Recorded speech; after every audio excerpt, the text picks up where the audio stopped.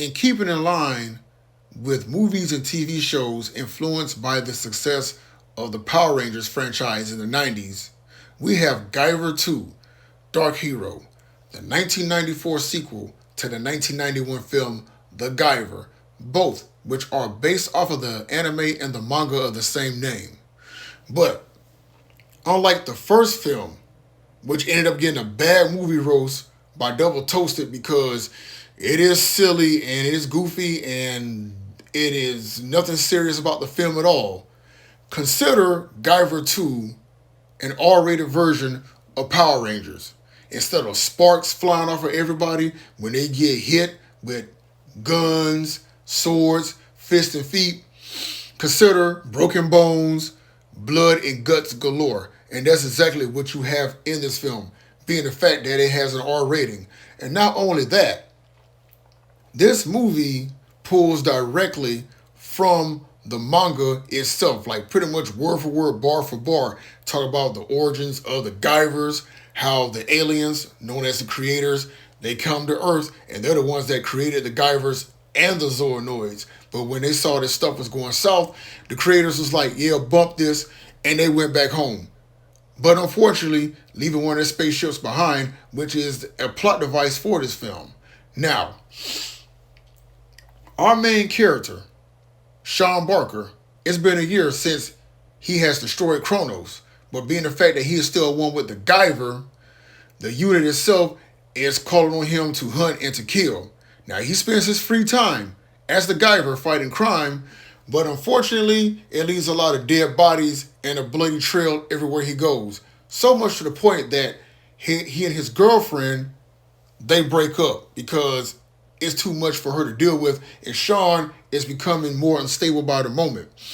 So bad to the point to where he ends up having these visions and nightmares of seeing alien symbols in his sleep. And upon turning on the TV and looking on the news, he sees there's an archaeological dig, and the same symbols that he sees on the news are the same ones that he sees in his sleep. So therefore, it only makes sense for him to go where the dig is. And you can put two and two together that it's only a matter of time before he runs into the Zoonoids again. And not only that, but also runs into a government agent that tells him that it was only Kronos LA that was destroyed, and Kronos is worldwide.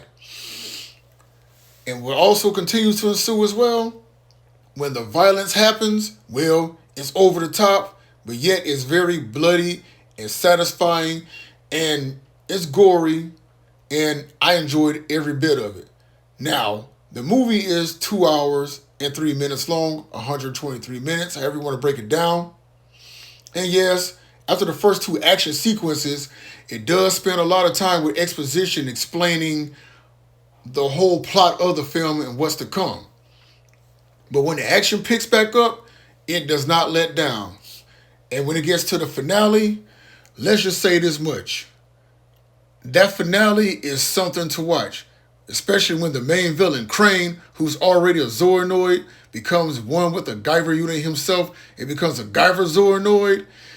Let's just say that Sean catches hell fighting this guy. That's the best way I could put it. Now, the difference between the first film and this film, as I said earlier, the first film was silly and goofy and didn't take itself seriously. This movie, as I also said, pulls directly from the manga itself with the origin stories, as I mentioned earlier.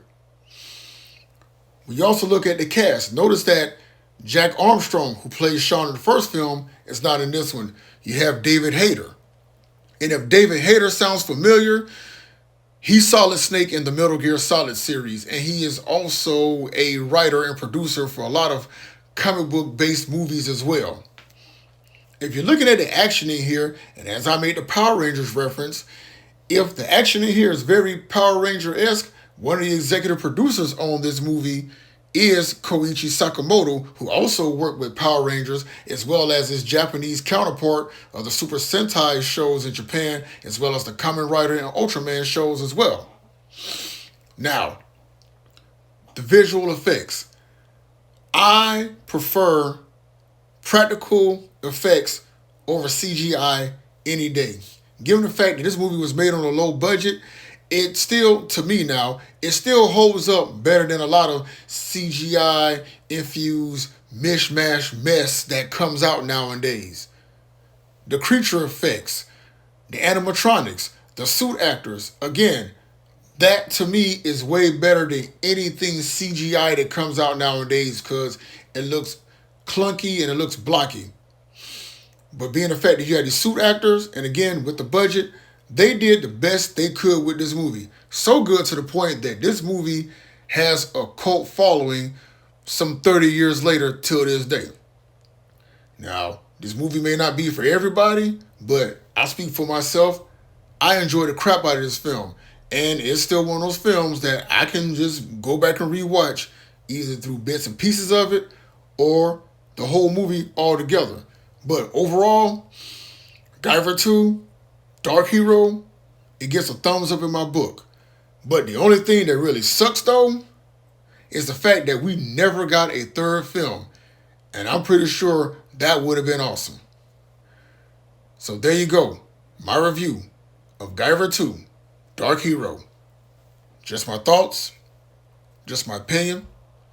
And as always, just saying.